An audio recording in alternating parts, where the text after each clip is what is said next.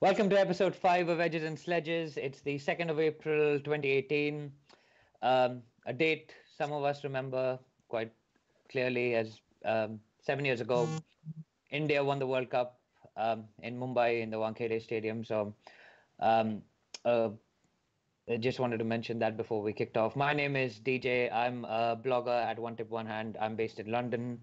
My co-bloggers, Varun Garg is based in Singapore. Hey And guys. And Ashwin's based in Toronto. It's quite early for Ashwin, and I think it's quite late for Varun. So without wasting any more time, we're going to get stuck into it. We're going to basically talk about two main topics. We're going to kind of wrap up on the whole ball tampering scandal, sandpaper gate that's been dominating the cricket news in the last week. And we will also be talking a little bit about, I don't know, a mix of Bollywood and cricket, which somewhere I don't know. It's called IP. It's the IPL. Yeah. So we'll talk a little bit about that. I mean, it's um, part of the cricketing calendar. I don't know how it got in there, but we'll just cover that for a little while. So just to update you guys on the ball tampering stuff, without wasting too much time on it, the ball tampering scandal has now resulted in Smith, Warner, and Bancroft being handed out punishments by Cricket Australia. Smith and Warner have been banned for a year, and Bancroft has got a 9-month ban. Now we ran a Twitter poll and a Facebook poll. The Facebook poll gave us some interesting results. 31% of you thought that the punishment was too lenient and should be more, and 69% of you thought that it was a little bit too harsh. So, Varun, what are your views on this? I mean, with the whole situation that's unfolded, Smith's gone back to Australia. What do you think? Is the punishment too harsh? Is it too lenient? Is it right? Yeah. So I think very honestly, my opinion is that it is a bit too harsh. I think a punishment was deserved. I also do want to state my point of view is let's ignore the crying. Okay. I think both Warner and Smith went out there. They were teary eyed. They cried. I get it. I think that was I don't believe it was set up. I think it was the emotion because both of them kind of teared up a lot when they spoke about family and the impact on family. But let's ignore that. The point is, there was cheating. The precedence for the cheating has never been set before. I do think people have got carried away with the public outcry and what this means for Australia as a nation. And a lot of people are now cashing in. But at the end of the day, I think the penalty is harsh. Ashwin?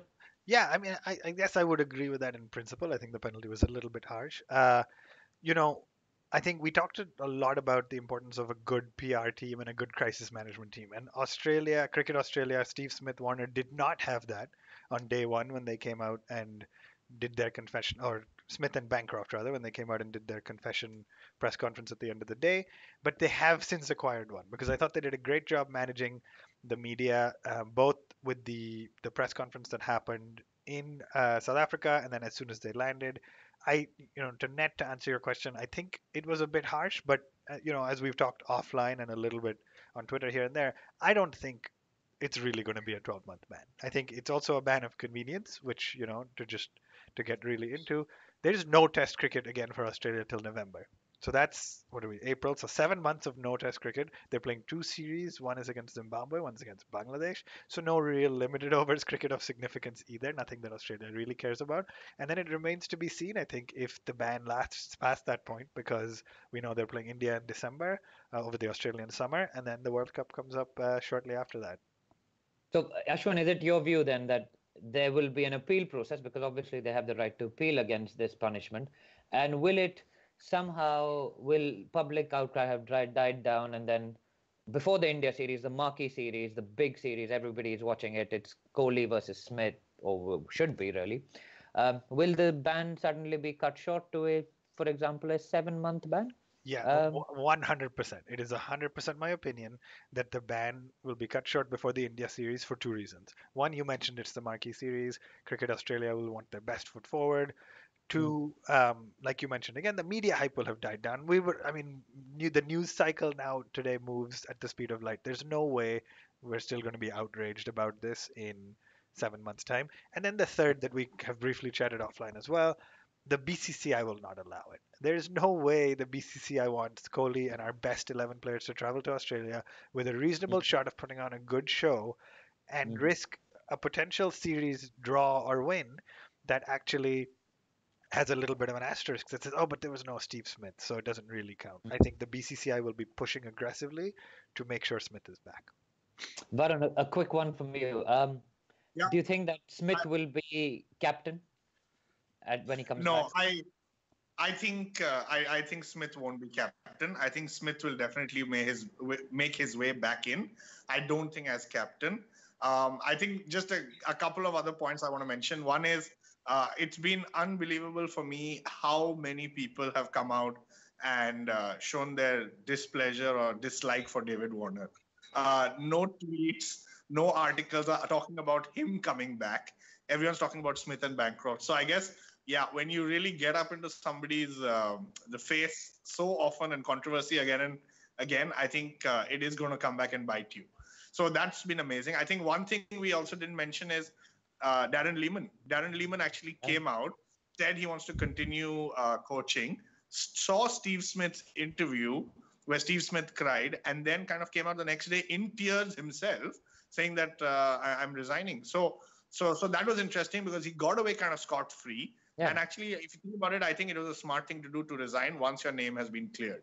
So to me, so that's the second point. And my last point is, I think just before the podcast, I was going through a couple of articles, and I think Smith and Warner are already considering an appeal on the ban to play domestic cricket both in Australia and outside Australia. So you see, it's been 10 days. They're already considering the domestic appeal. I have no doubt that they'll be back before end November for the series against India. Right. And Ashwin, a quick question for you on this.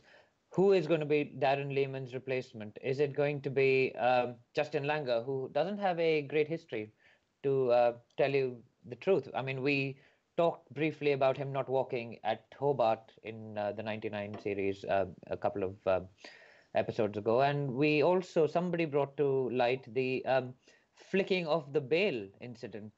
And there was an appeal by Justin on Justin Langer. So it's pretty interesting on that front. So who do you think is going to replace him? Yeah, I think it's going to be Langer. There's been no secret about it. They've made pretty clear that he's the future. He would have been after 2019 if Lehman ran through the rest of his contract. I think they're just going to start that one a little bit sooner.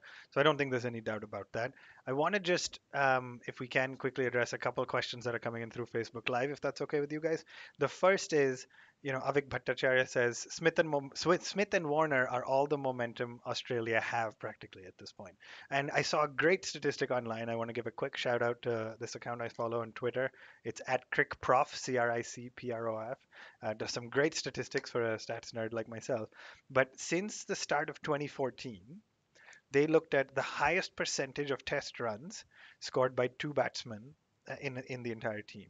Okay, so Smith and Warner combined have scored 37% of all of Australia's runs since the 1st of Jan. That is the highest by any two batsmen in their side. Second to that is Cook and Root with 32%.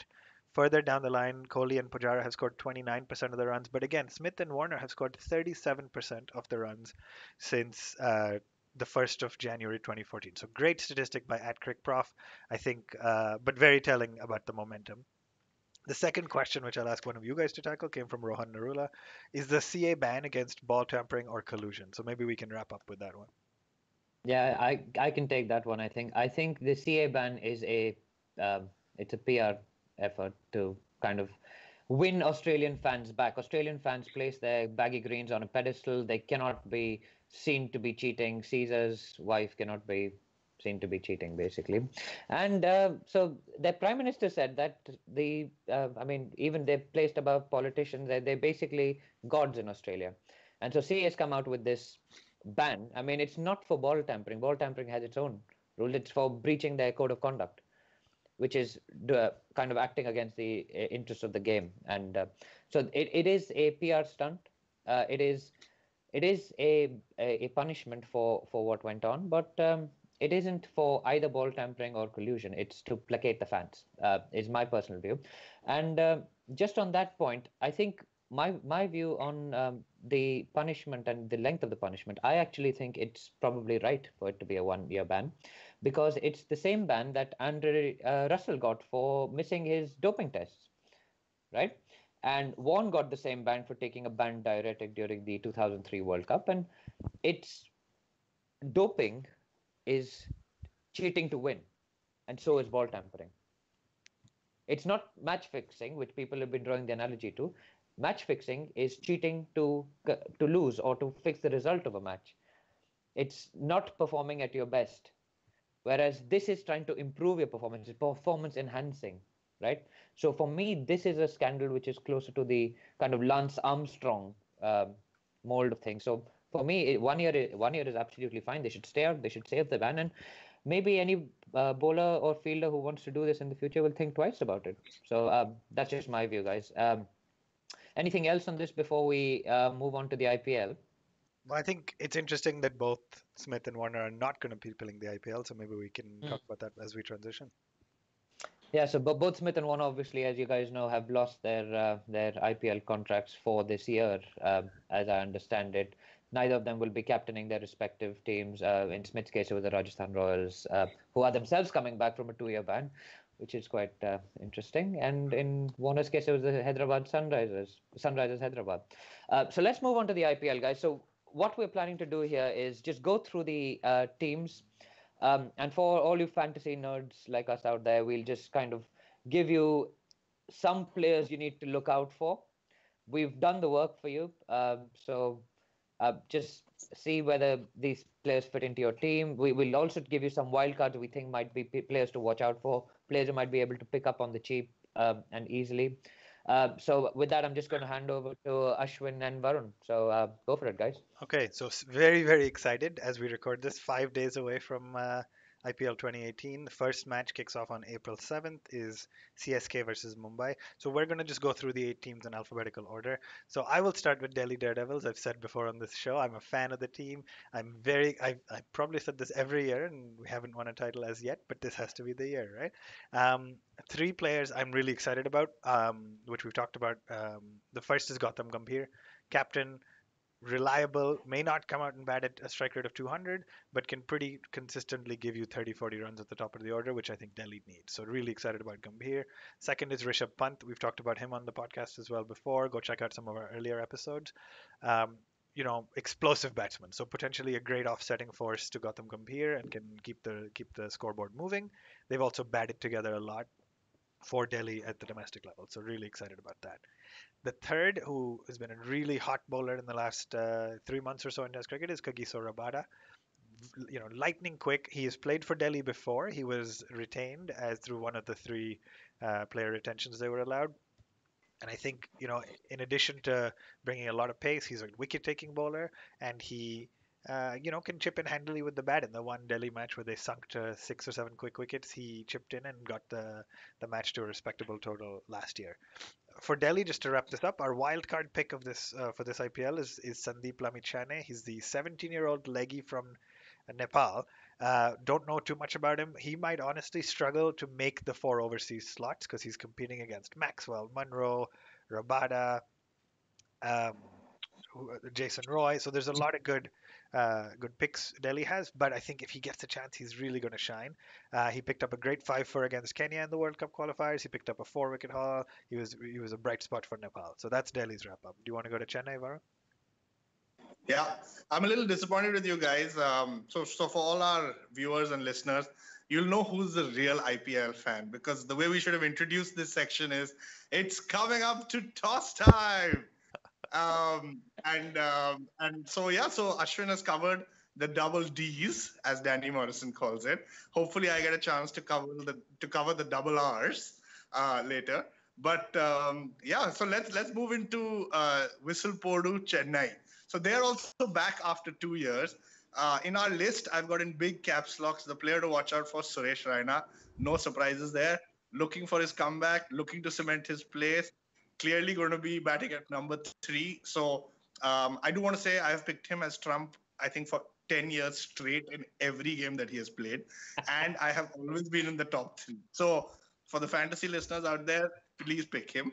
I think second guy actually now in Chennai, who I've continued to pick also very regularly, is Shane Watson. He's not playing any other form of cricket. I think he should be a little more relaxed. And I think CSK will be a place where he'll kind of get a good shot. Mark Wood is our third pick, the English bowler. I think he's quite handy in this format of the game. He's proved to do really well. So Mark would be another good pick. And our wild card for CSK is Lungi Ngidi. He has, in the test matches, really shown that he's done well. I think he was picked up right after his first test performance. That's when the auction was. And I think Dhoni is going to give him a go. So, and lungi Ngidi in Tamil apparently means bring my lungi. Just for you CSK fans out there. That's what I've been told by some of my friends. I'm not sure. I don't speak Tamil myself, but lungi Ngidi means bring my lungi. So maybe good lungi. marketing by the CSK guys. Yeah. So let's hope he's not the salesman, because otherwise, Yeah, nice. I mean, we should also hope the 12th man is not bringing the lungi onto the field, but that's a different discussion for a later. Okay, let's move to Punjab. New skipper this time. So, our first player we're excited about, Ravi Ashwin. Great IPL record, good record for India as well. Obviously, we've talked about how he hasn't justified a place in the limited oversight for India, but I think he's going to be a strategic skipper for Punjab, which is what they need. The second player we highlighted, which I should caveat that I didn't highlight, but Varun did, is Yuvraj Singh. I'm not as big a fan as he is. I want to just put that out there. But he's chosen to highlight him as one of the three picks for Punjab this year. Maybe he finally can come good and hit some big sixes. And has he done anything in the IPL ever? 7 years ago, my friend, man of the series in a World Cup where India won. I rest my case. But it was 7 years ago. That's what I'm saying. Yuvraj Singh, yes, also ODI. Live in the present, Varun. He hasn't done anything. IPL. He's been working. I'm following him on Instagram. He's been working out, my friend. Let's see how it goes. More time on Instagram than actually batting. On that happy note, I'll keep going. The third pick for Punjab we've highlighted is Andrew Tye, AJ Tye. I remember picking him last year. I don't know if you guys will remember this, when I had not heard of who he was, but I was so far down in our fantasy league that I had nothing to lose. I saw a new guy last time. It's Tye. I'm going to pick him. I'm going to trump him. And then he picked up a 5-4 in his first match, and I shot back up into the standings. Of course, after that I fell again, but it was good while it lasted. So good quick bowler. Punjab will be relying on him for some wicket taking. And then our wild card for Punjab is somebody I picked is Mayank Agarwal. He's played for Delhi before, had a horrendous IPL run, has not really proven himself at the T20 level or international level, but he had an unbelievable domestic season for Karnataka, including getting them to the final of the Vijay Hazare Trophy. In the final, he made 90 that took them to victory. So he's just coming off such a hot streak that I think they will be relying on him this year. Can I just ask you, why have none of you mentioned the universe boss? He's playing for Punjab. Did you see his Twitter update or his Instagram update? He's literally dancing to Mundiya to Bach Ke Rahi right now. So, Chris Gayle. Yeah, I mean, Gayle for Punjab under Sehwag's management feels like the natural fit. It feels like it'll work. So I think it's good. I've been burned far too many times by relying on Gayle, so I don't know if I will. Oh, but it's worse being burnt when you don't trump Gayle, and I remember that because he scored 175 when I didn't do it. This is true. So guys, careful. Chris Gayle, he's the boss. You got to be on it. All right. Okay. Let me take the next one. Korbo Lorbo Jeet Bore, KKR. Next team. So here are our three picks. Dinesh Karthik, the captain, the man in form, the man who hits a 6 over cover drive, over cover on a last ball when 5 is needed. Nothing further needs to be said about him. Yep. I think Chris Lynn, I think we got confirmation literally this morning on Cricket Info. I read that Chris Lynn will be starting. So that will be a huge benefit for KKR, especially since Stark is not playing. So from a team perspective, I think the good thing is Lynn, Narayan and Russell, all three will be starting. That's what they've come out and said. I think from a local Indian perspective, there was one guy I was really impressed with last year, and his name is Nitesh Rana. He was playing for Bombay. arguably in a team full of superstars where he actually did shine and was batting at number 3 a lot of the games. So Nitish Rana is kind of our pick to be a more of the slightly more stable kind of guy in the middle order for KKR, especially when you've got big hitters all around. And our wild card is actually Tom Curran. And I think it was just today that it was announced, either today or yesterday, that he's flown in to replace Stark, who's got an injury and won't play the entire IPL, I think for the second IPL in a row. It's a bit of a wild card because, as Ashwin pointed out in the stats, he's got only 53 wickets and 51 domestic T20s. His economy rate is 8.25. And in the last 6 ODIs, his economy rate is 9 plus, over 9. So I think it'll be interesting to see whether there's a slot for him. But he's been picked and you never know, right? IPL and T20 is that sort of a format. Yeah. Guys, we've got a couple of questions from Avik, who's from Kolkata. And he says, I'm from Kolkata and I'm concerned that KKR will keep Nagarkoti and not Mavi in the first 11. So should he be concerned, firstly? And secondly, he saw some under-19 games and saw Mavi bowl with great control over the white ball. And all that he thinks that Nagarkoti has is pace. So obviously these are 2 young Indian fast bowlers who've come through the ranks, who made a big splash on the under-19 scene. So it's now... Oh, and Avik just also pointed out it's the 3rd IPL that Stark misses out consecutively. Maybe he doesn't like hanging out with Kieran Pollard. So... So, guys, any thoughts on Mavi versus Nagarkoti? Is it a debate as yet? Will either of them or will both of them make the 11? Or which one do you think should make the 11? Ashwin? Yeah, I mean, if you look at the rest of their squad, I think with with Mitchell Johnson, wrong Mitchell, with Mitchell Johnson potentially getting a spot with the new ball, and then they have Narayan who opened with ball and bat. And then if you look at the other options, they're really light. Russell will probably bowl a couple of overs. They may play Vinay Kumar, who's been erratic in the IPL before. So I think definitely one of Mavi or Nagarkoti will get a pick. I think the concern is valid. If I really think about it early on, they'll probably pick Nagarkoti early on because of his sheer pace. Because they have Mitchell Johnson who can swing the ball. They have Russell who can bowl that more friendly medium. So Nagarkoti for me will get the starting bid, but it'll be a couple of games, and if he's not delivering, then Mavi will get his shot. And Nagarkoti is he's a decent batsman as well, so maybe that will factor into the selection. So Avik, I think our answer to your question is that Nagarkoti will start, but basically watch that space. Yes, Mavi may have more control, but they may have those bases already covered. I think moving on to the next team, yeah, guys. So I'll keep going. The next team is Mumbai Indians. Now I'm pressured to say the slogan. I think Mumbai is Dunya Hila Denge, so let's go with that one. Mumbai stayed the most consistent. So for Mumbai fans, they'll be excited to know a lot of their team has returned. So Bumrah, I mean, enough said. He's had a phenomenal T20 and ODI career despite being so young. Also, showing up as a great test bowler. So expect him to be bowling those toe-crushing Yorkers in the death. Rohit Sharma at the top of the order, captain, just has been a phenomenal figure for Mumbai. The new fast bowler for them is Mustafizur Rahman. So he did not have a great IPL last year. Didn't even make the side for most of Hyderabad's games after an amazing entrance 2 years ago.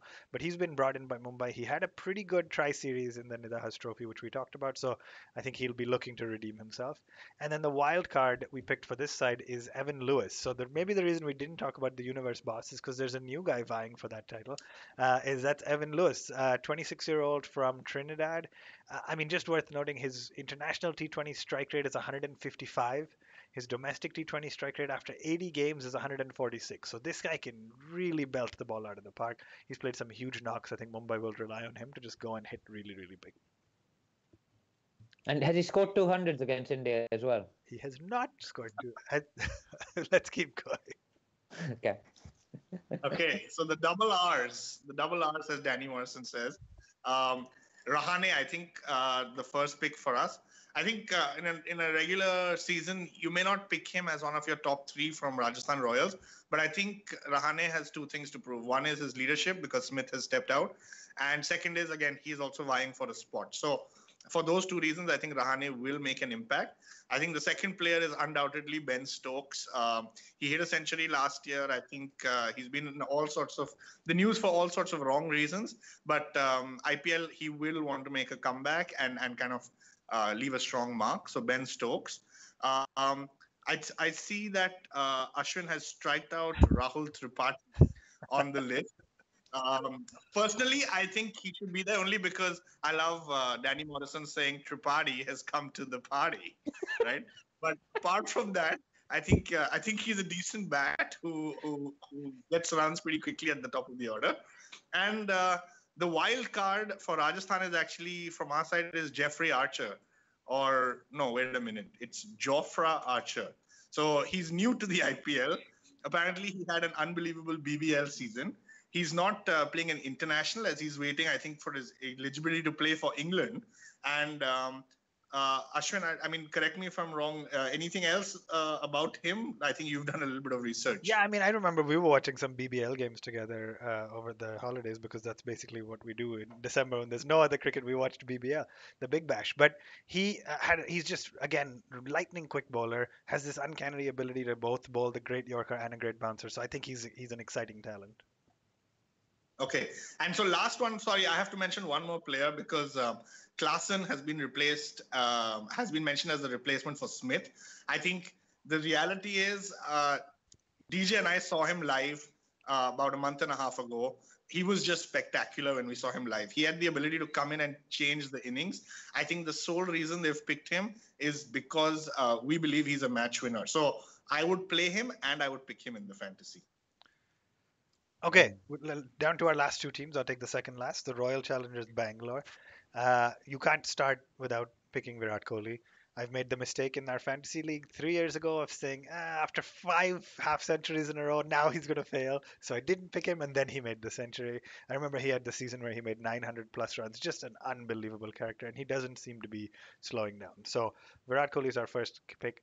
The second one is Sarfaraz Khan. So strangely, one of the retentions from Bangalore didn't have a huge impact, but they obviously wanted to support some young talent and keep continuity with their youth base. So Sarfaraz Khan is the second.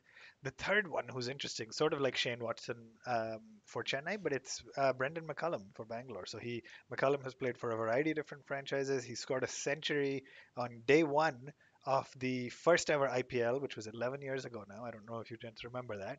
158, right? 158. Yeah. Only topped by Chris Gale, Correct. from what I remember. Yeah, so a huge knock. I mean, McCullum, even though he's not playing internationally anymore, is a force to be reckoned with. He is still playing the PSL, the BBL, so he's got T20 under his belt. The wild card, which is sort of a random one that I picked that I thought was just a great story for Bangalore, is a bowler from Delhi named Kulwant Khejrolia. He helped get Delhi to the Ranji Trophy finals this year. He's 26, so he's not young, but he used to be, not long ago, I think a year ago, he was a waiter. He used to wait tables, and he made his way into the Delhi Ranji Trophy side. Now he's got a contract with Bangalore to play and learn from Kohli. So I think an exciting story to watch out for. Not sure if I would recommend picking him in your fantasy team till he's played a couple, but just a great story. Yeah, and Avik just said remove AB and have the choker effect lift. So is that why you struck out AB from that list as well? I, Because I AB struck de out Villiers made I made struck the out AB from made the the list. list to start with. I think we just have to assume AB's just the talent he is, right? So I struck him out because I don't think he needs to be mentioned. I think he's just a phenomenal talent. Maybe the choker tag will have something to do with it, but I think RCB is due a final, if not due a trophy. So let's see how that goes for them this year. Yeah, and what about their bowling? I think their bowling's always been their weaker suit with Chahal and who are their main bowlers?